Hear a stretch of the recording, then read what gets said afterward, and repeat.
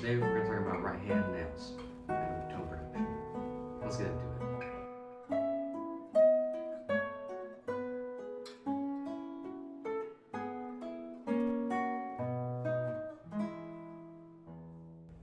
Having right hand nails became the standard way of playing for the classical guitar thanks to the great Andres Segovia in the middle of the 20th century. While playing with nails was typical before Andres Segovia, for people like Aguado or Giuliani, it wasn't the standard way of playing, and some players that didn't play with nails back then included Francisco Tárrega and his pupils. The benefit of using right hand nails is that you get a fuller sound that you could normally not get without them, and that you will produce a wide variety of different tone colors with them than you would without them. The way to go about finding your correct nail shape is different for everybody, but there are a few guidelines that we need to take into consideration. So let's go onto the table and figure out a good right hand nail shape. The tools that you will need to creating a good right hand nail shape are three things. You'll need a file. Right here I have a metal one with edges on the top and bottom, but a glass file is also really recommended. You'll need a buffer. This one has 7 sides. I've seen some with 4. This is just gonna polish and smooth out the nail. And then you need a piece of sandpaper. I recommend getting the 500 grit by Strings by Mail. I use it regularly now and it's very, very useful. I'll put a link in the description for the specific type of sandpaper that I use. There are 4 different types of nail shapes according to Scott Tennant's Pumping Nylon book. There's the curved nail shape, the flat nail shape, the bent up nail shape, and the bent down nail shape. You should be able to see them all on screen right here. The pulp or the tip of your finger, this flush part right here, will determine the nail length of your nails. So if you see right here, my nail is not too short, my eye nail, not too short, not too long, but if I angle it, let's see right here, you can see that the pulp of my finger is kind of rounded towards the tip of the nail, and so as you come up it gets closer and closer to the tip of it, and so a little bit pops out, which means it'll come out more, and then it can get a good contact point and then release point from the nail. Another thing that Scott Tennant's Pumping Nylon told us is that to find the good nail shape, or nail length I should say, rather than just with the pulp of your finger, is to get a straight surface. We'll use this, and we'll put our finger to the tip of it, and you should see that both our nail and flesh should be pretty much touching at the same time. There's gonna be a little leeway because the nail should be longer than the finger, but it should be pretty close, and that's about the same for every single one of my fingers. To file your nails, you're gonna get your file, and instead of filing straight up and down like this, or it really bent up like that, what you're gonna do is you're gonna take the file, you're gonna angle your nails this way towards you, and you're gonna put the file underneath the nail. And then what we're gonna do is, if you can see, we're gonna angle it up just a little bit. Not too far, but not this way. Just up just a little bit. And then we're gonna go back and forth very slowly. Just like that. Smooth out all the edges and everything. And it seems like pretty dirty. So we're gonna get that. And then I don't need to do too much because I got a pretty good shape, but you can see that the corners are pretty rounded and everything. They're not straight like a rectangle, like it's pretty rounded. And then what we're gonna do is we're gonna take it to the side and just file on the side just a little bit of the edges of your fingers. And then we're gonna take the top of it and we're just gonna flick it just a bit, just to the top of the nail. So now we got that. We're gonna take our buffing board and we're gonna go step by step on each one. So step 1 says coarse grit to shape nail. So we're gonna do it. We're not gonna press too hard, we're just gonna do it very lightly. And you'll have to go longer than me because I have a good nail shape, I don't wanna ruin it. So we're gonna go through each step.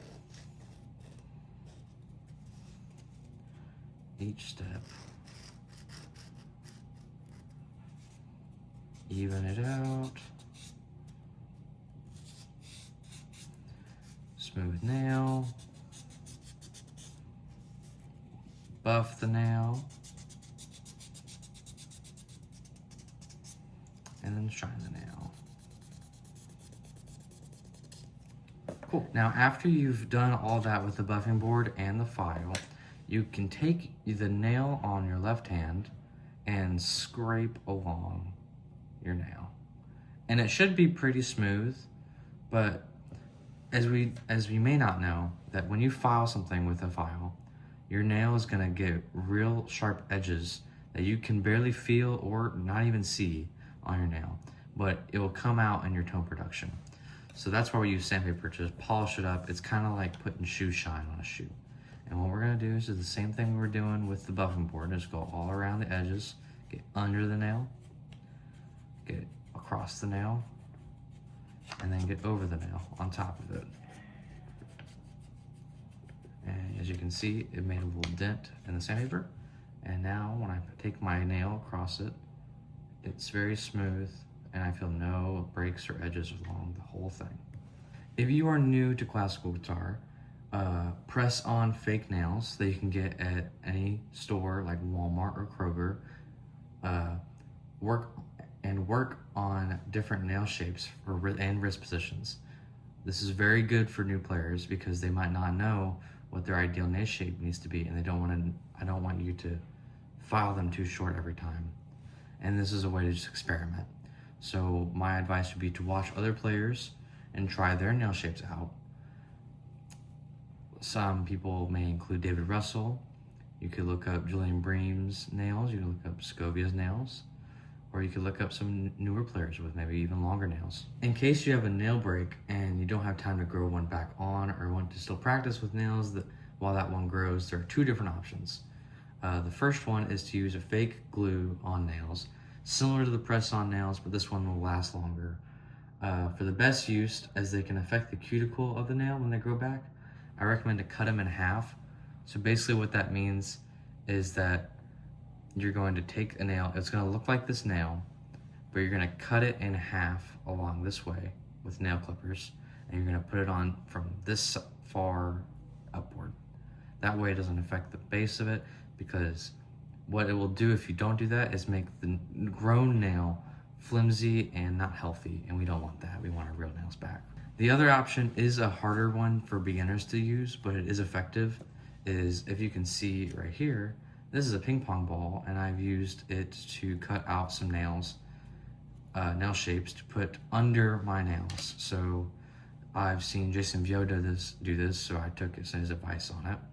And what you would do is you would cut out a specific area of a ping pong ball. As you can see, I took this much because it was the size of my thumb. And I cut it out, I indented it basically I cut this piece out and then I cut into it to make like a round shape to go under my nail. And as it would fit under my nail, I was like, okay, that will fit. And then I glue it under the nail. And that way it won't affect the top of the nail, it's only gonna go under it. And then you can file it and shape it how you want it to be. It'll just make it a nail. One of the problems with this is that you cannot do it if you have no nails sticking out. You need a little bit of nail left sticking out to glue it on top of. I also want to state that every finger is different and the nail for each finger should correspond with the type of finger you have. So if your finger, like for example, back to the pulp idea, my index finger is pretty close to the top. This one, my M finger, is more rounded into the nail, so that's why I don't need as much nail sticking out. And then my A nail is about the same as my M, so I don't need as much nail sticking out. This one I need more out because it's pulpous to the edge of it. Also want to state that this will take time to get used to, and you're not going to get on the first try. It's all about trial and error, so just experiment and have fun with it. And I really hope you enjoyed this video. If you have any questions, please leave them in the comments below. I'll leave links to some of the products I've used in this video, and I hope to hear from you soon. Thank you so much.